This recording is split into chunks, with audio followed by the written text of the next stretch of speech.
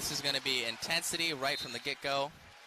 DeSanto's going to be hitting a lot of these single legs. Oh, man, he went right down for the first of it right away. He's just got to get that ankle clear.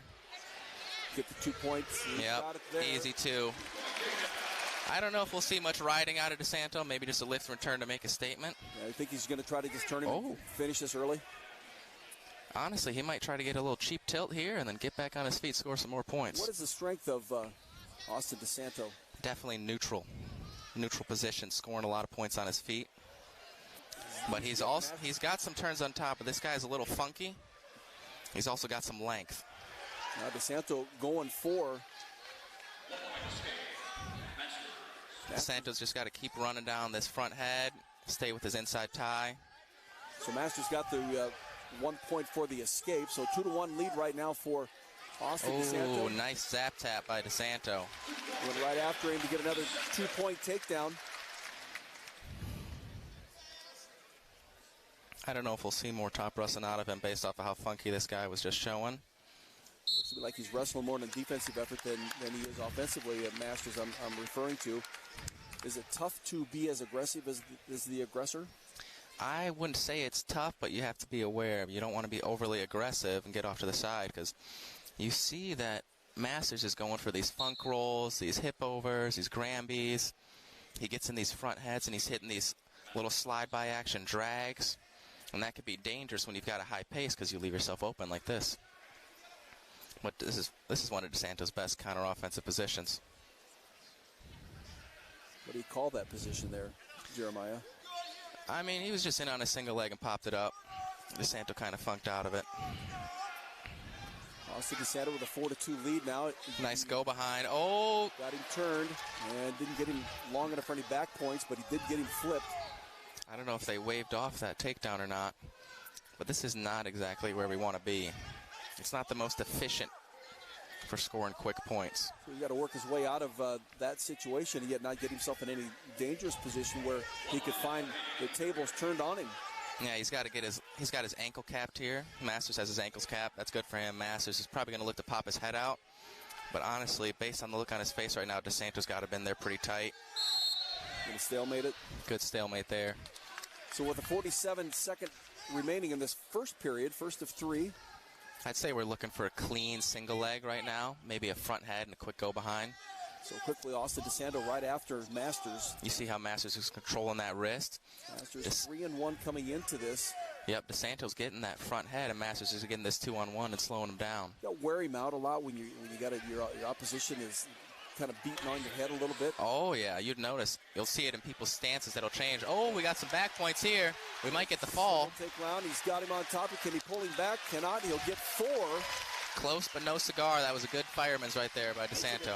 9-2 lead for Austin DeSanto. Time down to 10 seconds left in this first period, and it looks as if that even Masters is starting to get a little fatigued, so that'll be play to the advantage of DeSanto. Oh, yeah. I mean, we might be close to another 2 near fall here. Time. Austin DeSanto, a 55-12 career record here at the University of Iowa. You had a chance to be in the same room with him. How much have you seen him improve over his years here? I mean, the biggest thing I noticed about DeSanto coming in besides his pace was his ability to keep his righty inside tie. He's always had a good fireman. He's always had a good single. But just the efficiency of the scores is coming along, the emotional and mental fortitude, not letting things bother him. I mean, he's definitely grown up and improved a lot. You can see it.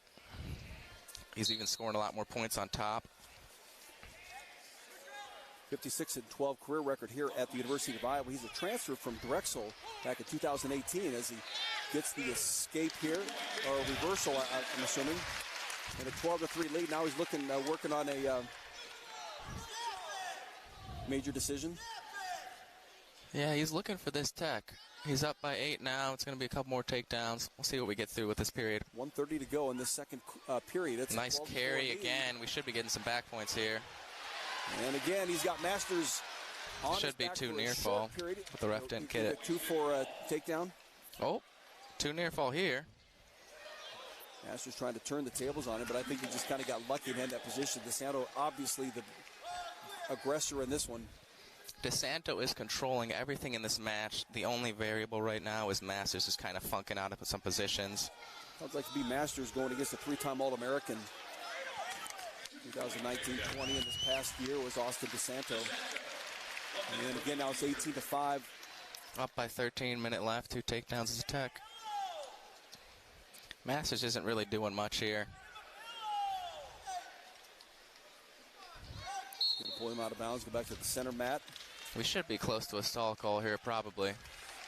At the Luther Open last weekend, DeSanto with a first-place finish, defeating wrestlers from Wartburg Co. Upper Iowa and his own teammate, Colin Schriever, in the championship match. He a redshirt senior. Yep, DeSanto had a tough match there out of Colin Schriever. Colin Schriever is a worthy opponent. Looks like here we just got, did we get 2 near fall there? Yes. Yep, that's the tech. That's what you want to see out of DeSanto. Austin DeSanto working aggressively and efficiently, and probably what you expect out of him. For the tech fall. Good match for DeSanto. Lots of points, fast, made an adjustment. In the beginning, he was getting caught in that 2-on-1, especially in his own front heads. Figured it out, went to the carry, got some back points. So the 5 points go to the Hawkeyes. They lead it now 11-0 as we head into the 141-pound match. Jared Eierman from the University of Iowa had quite a season a year ago. Yep. Eierman got second last year. Obviously hurts a lot after beating that guy in the Big Ten Finals. So right now we want to see Eierman come out, get a cradle, pin him, flex his tattoo, and get ready for the next one. Number 2 ranked Jaydin Eierman at 141 against another freshman here from Princeton, Jacob Mann. Mann comes in with a 2-1 record. What do you expect out of Eierman here? Right now it's looking like I expect Eierman to let this guy get in on his legs and funk and cradle him. I would prefer to see Eierman hit a double leg and then cradle him. Stand it 2 straight up. And I mean, Eierman's good in every position you tell your wrestlers not to be in, you know? Yeah. Maybe he we might see a double leg coming here with that movement. Or maybe a nice shuck slide by action. He's got some good motion. 104-12 career record all told, but 15-1 here at Iowa. He a transfer from the University of Missouri in the 2020 season. Wrestled last year. He's been in the NCAAs numerous times. He's a 4-time All-American. So he came to the University of Iowa with some tremendous experience. Eierman has placed 5, 4, 3, 2 at the national tournament in that order. This might be the year, huh? This should be the year of the one. Eierman in the NCAA championships last year in second place, lost to Nick Lee. I remember watching that match, and I think as you mentioned, he had lost. He had defeated him in the Big Tens, didn't he? Mm-hmm. He beat him in the Big Ten finals, and then he lost in overtime. Yeah. I think it was an inside trip to a body lock. Something. It was a 4-2 loss in the NCAA championship match. Yep. We already got a stall call on Princeton because they're wrestling on the edge, and we got a lot of action going over there. Jared Eierman at 141.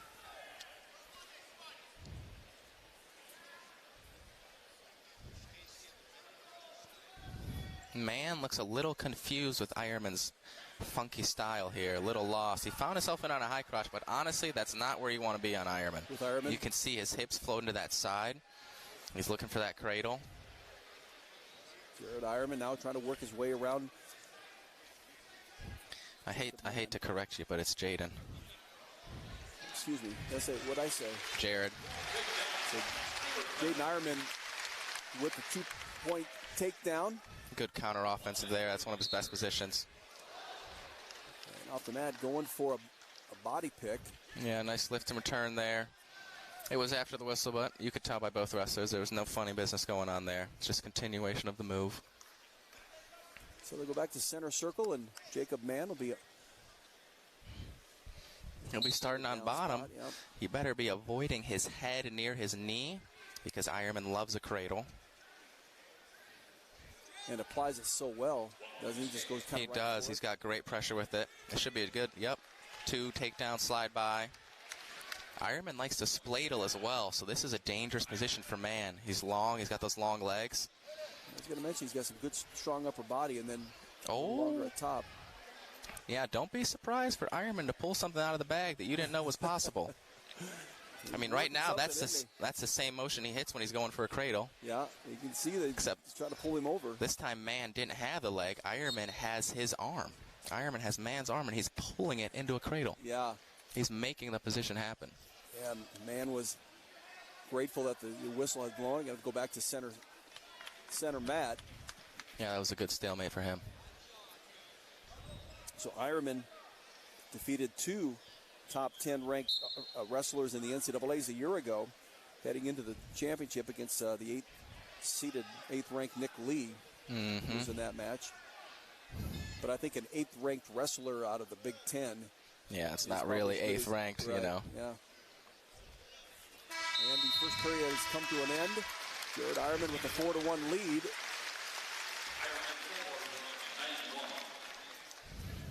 Chris Ayers is the head coach of the Princeton Tigers, a Lehigh grad. Honestly, I'd expect to see Jaydin cut him here, unless he finds some points on top. Yep. Optional start. Iowa's a team leading 11-0.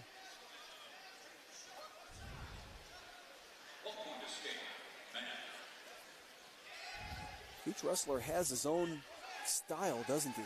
He does. Eierman kind of likes to play with you. That's why he literally just gave Mann a 2-on-1 and his leg. There's Eierman with the 2-point takedown. It's 5-2. Don't be surprised for him to keep throwing this leg in and get a quick near fall. Always working for that pin, isn't he? Oh, he loves a pin. He loves it. I'm not sure what this was. Is this blood time? Nosebleed, sure does. So Jared Eierman will take a injury timeout. Yeah, honestly, I'd say right now this match, Mann, that's what we're wrestling, right? Mann, he's kind of slowing things down, getting that 2-on-1, and Eierman's trying to kind of funk him and everything. But I think Mann is a little cautious right now, which he needs to be when you're wrestling a guy as funky as Eierman. So Eierman isn't really getting the reactions he wants, so he's probably going to have to create a little more action instead of try and let this guy get in on him and score that way. And so, you know, my observation is the fact that the more that Mann tries to move and make moves, Eierman just will counter with something and get him turned, really, because of the experience he has. The more Mann wrestles, the more Eierman will score on him. Yeah. So it's good that Mann isn't wrestling for Mann, but the problem is if Mann isn't wrestling, Mann's not going to score points. Yeah, his 2 have come from some sacrificial releases by... Yep, some intentional escapes. Yep, Jared Eierman. Let's get down to wrestling here. Yep, Eierman's going to cut him and keep this ball rolling.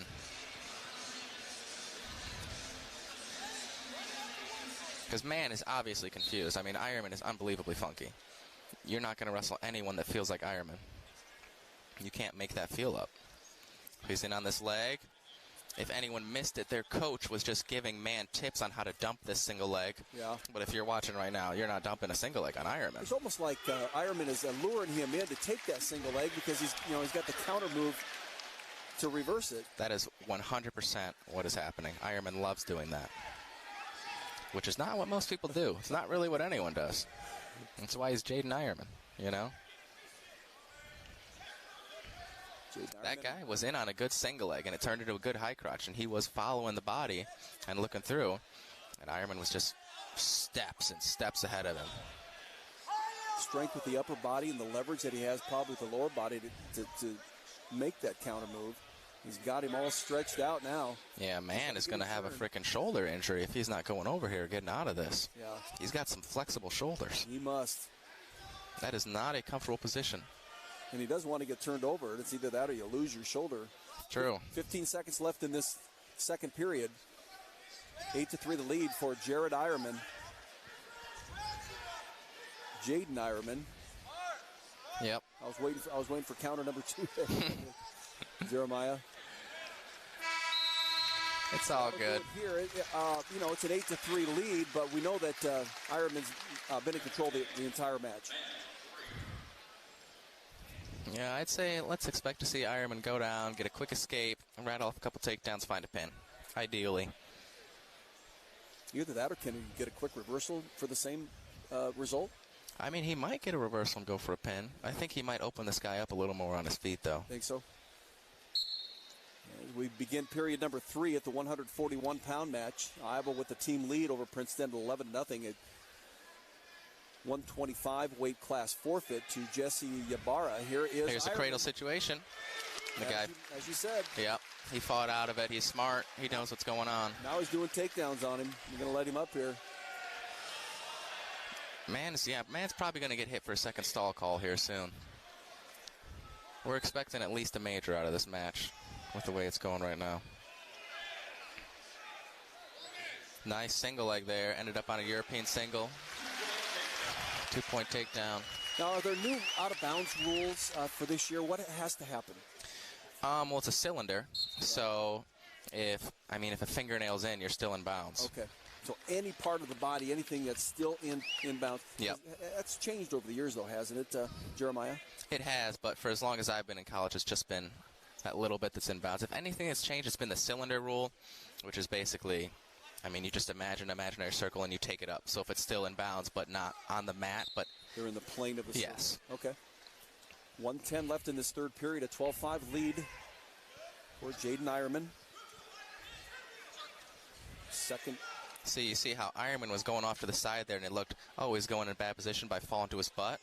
But he was actually putting his hip in position to get to this cradle here. But he's bound to get him turned, isn't he? He's bound to get something. This guy's really bailing out in time to save his own skin, which is smart. Yeah, I don't think any wrestler really wants to get stuck, do they? Oh, no, not at all. It's going to be one of the worst feelings in the world. Well, I'll tell you, we want to see it right now out of Eierman. Sure. And I'm sure Eierman's going to be disappointed if he doesn't get a fall result out of this. 25 seconds left in this period. Looking to get some near fall here, maybe.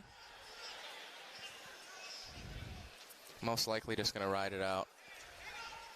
See, what Mann may not know right now is Eierman is still getting riding time. Eierman is still on top here. So he'll gain at least one more point, would he not? He's already got 3 minutes of riding time, so it's locked in, but it's just Mann needs to have the awareness that you're still on the bottom position. Oh, did they give the reversal? Just before the horn. So Nick Masters will get a 2-point reversal, make it a 15-7 win for Jaydin Eierman, yep. number 2 ranked 141-pounder in the country, so it'll be a 3-point win for the Hawk as a team. This will be the Kaleb Young Quincy Monday. Quincy Monday's looking for blast doubles from space, very quick. I'd expect him to be firing off lots of shots in these first minute or so. Kaleb Young ranked ahead of him, number 6, and Monday is at number 7. But as I had mentioned, Monday had defeated him the last time they... Nice shot from the outside. But Young is good in this position. He doesn't hit cradles like Eierman, but he does scramble very well. And most of the time he finds his way on top. Monday, a junior NCAA qualifier in each of his first 2 seasons, earned All-American honors 2 years ago as a sophomore. Young may need to look for a cradle here just to get Monday to react. Just to open him up. I don't know what he's got here, but there's a lot going on. Now Young's in on his high crotch. Let's see his horsepower here. If you didn't know, Young is very strong. He's wrestled at 74, 65. Now he's at 57 for a while. Let's see what he's got out of this high crotch. You can hear the crowd getting into it to get Kaleb Young moving. Unfortunately, a stalemate. Also first place at the Luther Open last weekend, defeating wrestlers from Co-Wartburg and a couple from Upper Iowa. Here is it. That is Monday's blast double. Is it? We just got to get up and out here, get back, get that momentum coming back our way right now. I don't think Monday's in the mood to ride Kaleb Young. He'll put on a show and drive him out of bounds, but, I guess I'm supposed to remain neutral, but I expect Young to be out of this bottom position very quickly here. As in aggressive and the high point totals for both of these wrestlers in this match? I don't think it'll be extremely high unless Young opens up a can, Could get like a 7-2 win here. But we don't need a high score for it to be domination. NCAA qualifier at 157 is Quincy Monday. Chapel Hill, North Carolina. Slipped away from the Tar Heels wrestling program. Looks like Young's close to getting out here. Yep, Monday cuts him. It's a 2-1 score. Still first period action and 1:25 left in it. Kaleb Young at 26-21 versus ranked opponents. So he's won more than he's lost against them. Big Ten runner-up at 157 this past year and a 3-time All-American. Certainly comes in with a... Young's got some accolades. He's credentialed. Right now we need Young to get his tie and stop wrestling from space, but the danger is you need to make ties and connect with your opponent without getting caught off balance. So with a guy like a Quincy Monday, who as well has tremendous experience in NCAA qualifier himself, you really have to attack at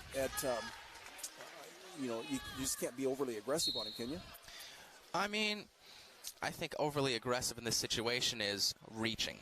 So if you reach and he hits a double leg, well, does that aggression really help you? But I think if you're aggressive with your hands down in your stance, like you're seeing with Young, his right hand is very low. He's making contact without reaching. Monday probably isn't most favored to be winning this match when they're in ties. But if he's wrestling from the outside, you see him pushing away, keeping that space. Right now, Monday with the lead at 2-1. We are closing in on the end of this first period with 10 seconds left in it. Yeah, not looking like we'll see much for the rest of this period. We'll see whose choice it is and see how the match progresses from there. So we'll go to second period action, and Quincy Monday will have the 2-1 lead. I'm assuming that Monday's selected to be on the bottom. Yep. Young is a hammer on top.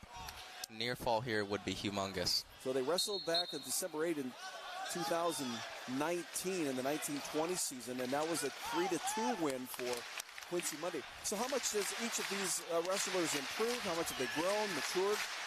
I'd say a lot, but you also have to, if you're looking at it that way, you have to take into account that Princeton is Ivy League, so they didn't compete last season. Sure. So you could say that there's collegiate folk-style rust and that Young would be more ready to go, but the thing is, it's all kind of out the window. It's all just on paper until you're on that mat. Well, the crowd got into it. You can see Quincy Monday was trying to encourage on the crowd some more. As I'm not sure what the delay is here.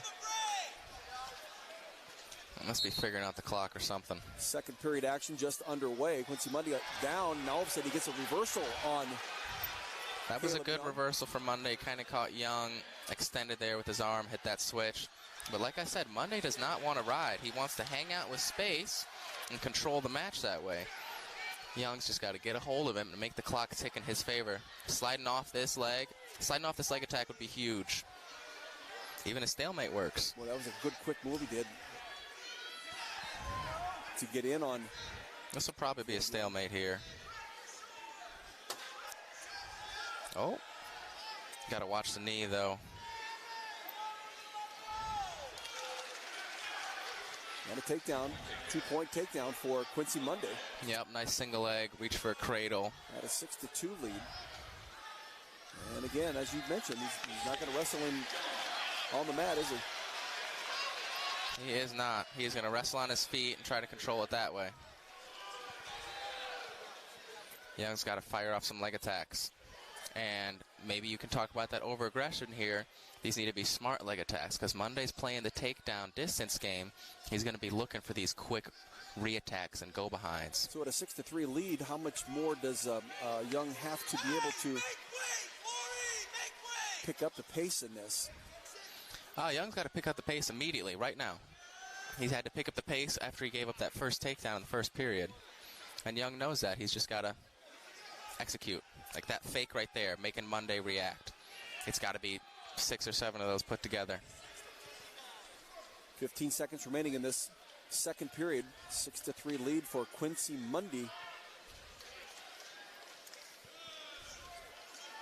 Junior from Chapel Hill, North Carolina. Monday is wrestling the exact match he wants to wrestle right now. He doesn't really have to do much when he's just keeping space and faking.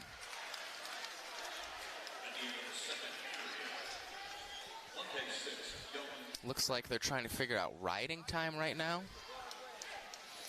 They're saying riding time went the wrong way. This is crucial because the clock says 50 riding time. So if Young doesn't get out in 10 seconds, that's another point for Monday. So that would be 7-3.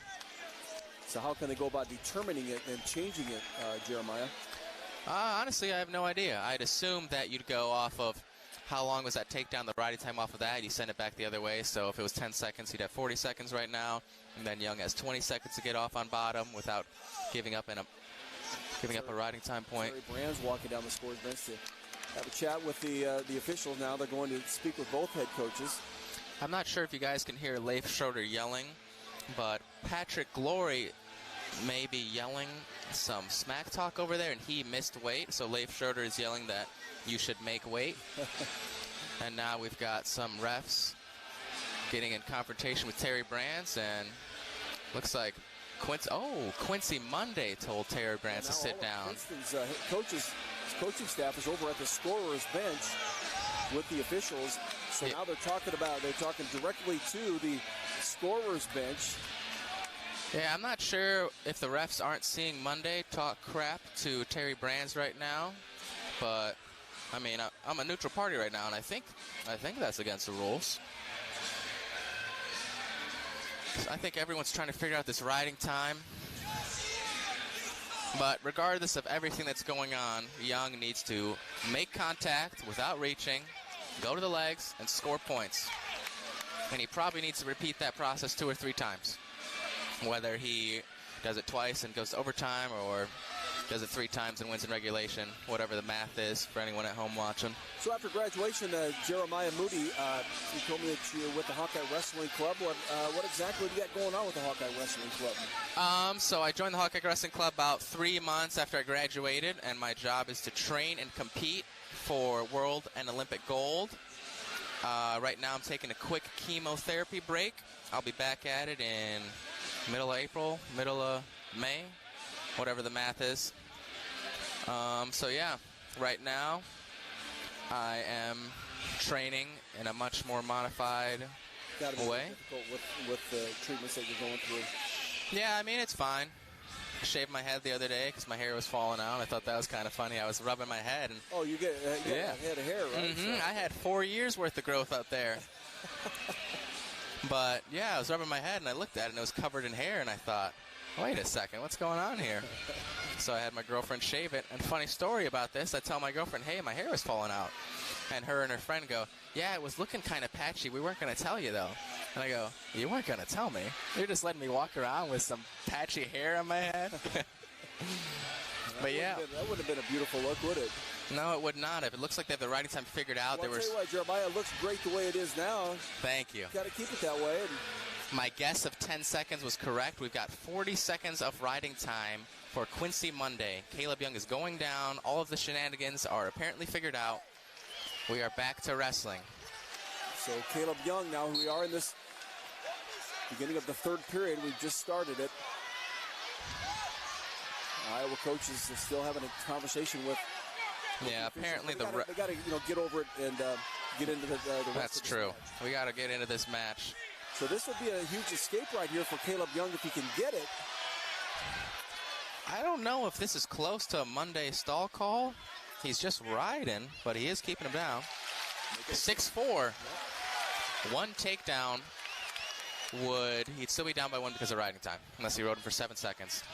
So Monday is fresh. See, that's what I mean about that quick go behind. He's waiting on those shots. So Quincy Monday now back up with the 8-4 lead on Kaleb Young. Okay, so now we're down 5-8, which is technically 9-8. So he needs 2 takedowns for sure, doesn't he? 2 takedowns with a ride out with a minute left. We got to get to work. You got to get to it right now. That is correct. Right now.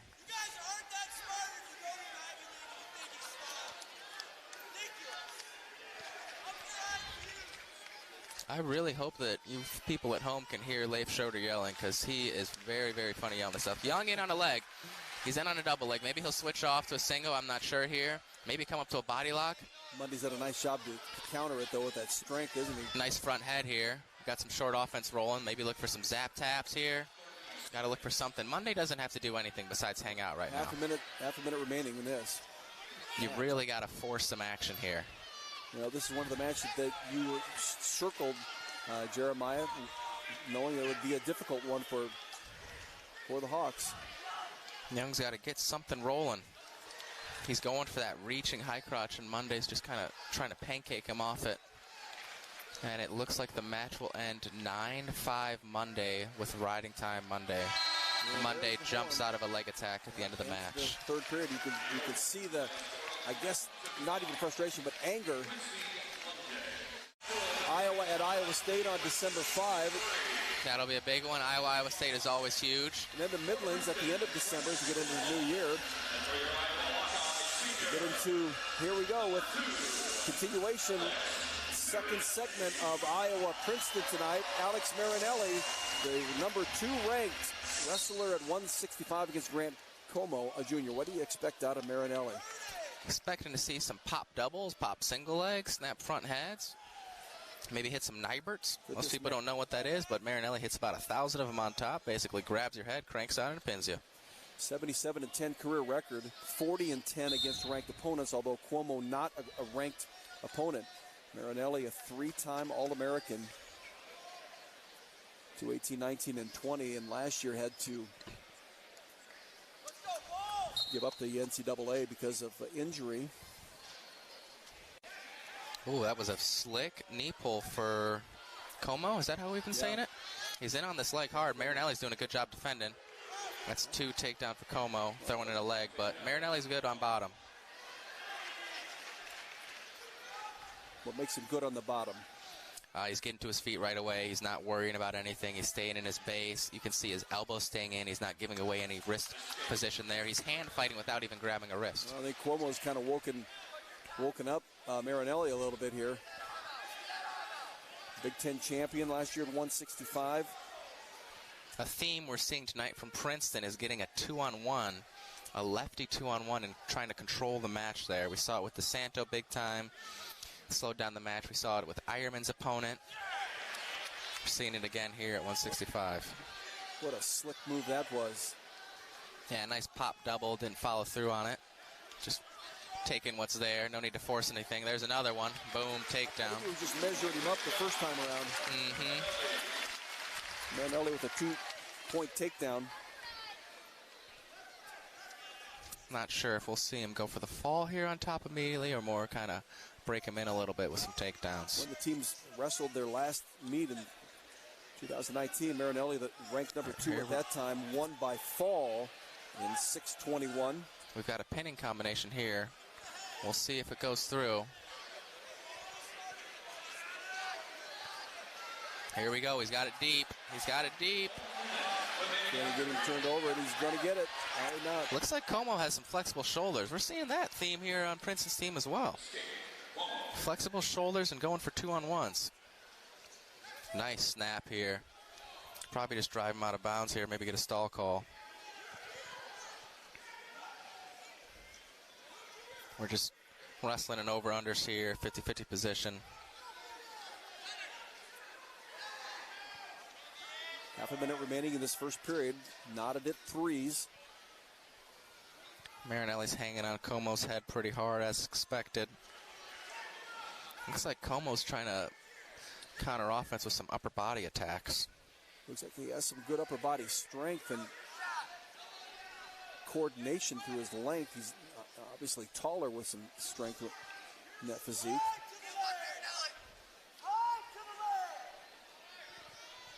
And that's the period. 3-3. So we're through one period at the 165-pound match. Grant Cuomo, 1-1 coming in the season in this match. The junior and Alex Marinelli. Cuomo is a leg rider. I'd expect him to probably throw in a leg on the right side and hang on for dear life.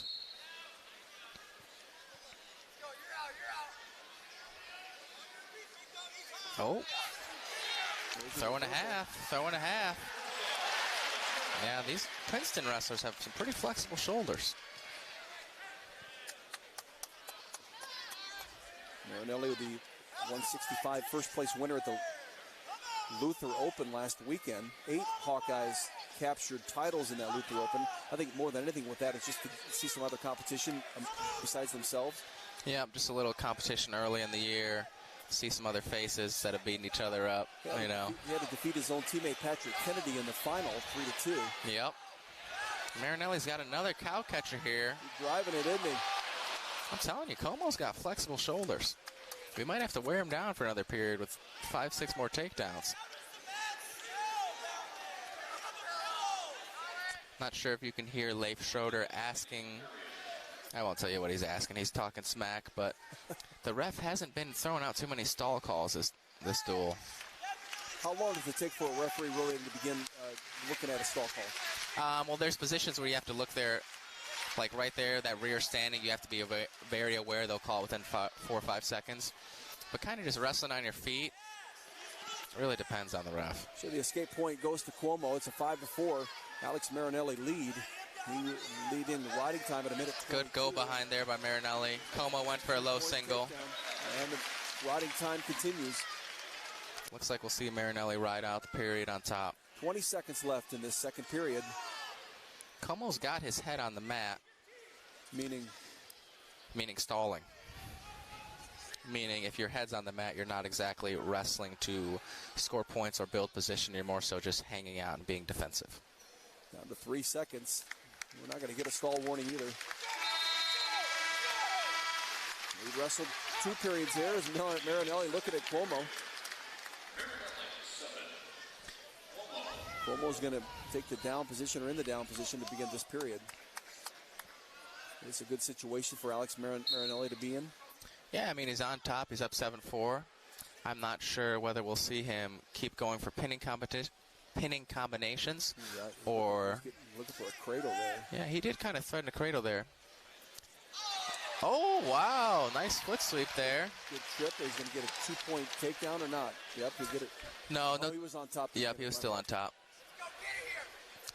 He's been looking for this chancery inside pancake pinning combination, but he's not exactly locking it in. So, I mean, I don't know what you do here. Do you continue on the path of looking for the fall, or do you just cut him and get call here shortly. Cut him and get a bunch of takedowns? Because this is where we've been. Are we going to finish it here? He's trying. He's digging it. He might. You could step in. That flexibility that Cuomo has in those shoulders. Might just have to hit another 5 pop doubles. 1 minute remaining in this third period. It's a 7-5 lead as the escape point for Cuomo. Nice pop, high crotch. Oh, Cuomo kind of funked out of it, but can't keep up with that pace. Quick go behind. Hopped right behind him. Takes the 9-5 lead. Marinelli's looking for the fall again. Trying to get that wrist, take it out. Take more than just a 3-point decision here. You'd rather go for the big one, huh? Yeah, I mean, he loves the fall. He loves going for it. I think the fans would rather see him just cut him and get a bunch of takedowns, but... Yeah, the fans have been sitting on their seat a lot. They need some excitement from this, don't they? We need to get him on their feet, like Kobe Seabrook did. You like that Kobe Seabrook, didn't you? He's a beast. Who would have thought he'd come out with the frickin' first period tech on top? And the funny thing is, he did it by getting fireman's carried and hitting a head throw to get on top. 5 seconds remaining in this third period, 9-5 lead. Oh, we got some near fall with 2 seconds to go. Before the end of the match, 2-point back points. He's going to get 3, or he's going to give him a 2-point just back 2-point near fall. And then he'll get 1 for riding time, so it'll be a 12-5 win for Alex Marinelli. Tony Cassioppi is a U23 world champion. He's really refined his unit, hasn't he? He has. has. Talked about what he's done in the offseason. In the offseason, he hit the weight room. He talked about how he started tracking what he was eating more, being a little more mindful that way. Going against sophomore Jack Del Garbino, 2-2 wrestler. Cassioppi told me before this match he did not expect to be on the mat for long. That's a good thought to have, isn't it? It is. He's looking to dominate. So what does Cassioppi weigh then, Jeremiah? I think he's like 245, 240. He was 265. Right. There he goes, aggressive on Del Garbino. Quick takedown. Del Garbino's accolades for the year, a fourth-place finish at 285 and a 2-2 mark coming into this wrestling meet. Knowing he was going to wrestle the world's best at 23 and under. Yep. Looks like Cassioppi's going to be working on top of the fall here. He might have to call Garbino for stalling, just laying on his belly. Cassioppi, 33 and 6 career record, 21 and 6 against ranked opponents, and a couple of those losses obviously have come to Gable Stevenson. His only losses, I believe, are Gable Stevenson and Mason Paris. Mason Paris, yes, exactly. Cassioppi, two-time All-American last year and 2020, that is. Third place a year ago, and last year's NCAA, third place at the Big Tens. Yeah, losing both to Mason Paris. Pinned by Paris, though, in the Big Tens. I don't suppose we'd like to talk about that much, though, do we? No, we move on from that. And Gable Stevenson in the NCAAs. He had wrestled Stevenson also during the regular season. Cassioppi got a pinning combination locked up here. Trying to live up to his statement that he said to you. Yep. We're going to get a lot of mat time tonight. A minute to go in this third period. Cassioppi is strong. He's going to get him turned. Are we going to see the end of this match on a pin? And now Garbino rolled him through. Del Garbino's got Cassioppi turned and stuck him. Garbino rolled him through and got the fall, and they called it. Oh, my goodness. I don't know if there's challenges, so I guess that's the end of the duel. Well, that's got the crowd stunned. Tony Cassioppi, would he get a little bit long on that move, and they just gave Del Garbino the chance to get the reverse on that? Garbino just hit the classic fat man's roll and just rolled him through and threw his hips and power on top. Unbelievable finish to this one. Iowa's going to win the meet 32-12.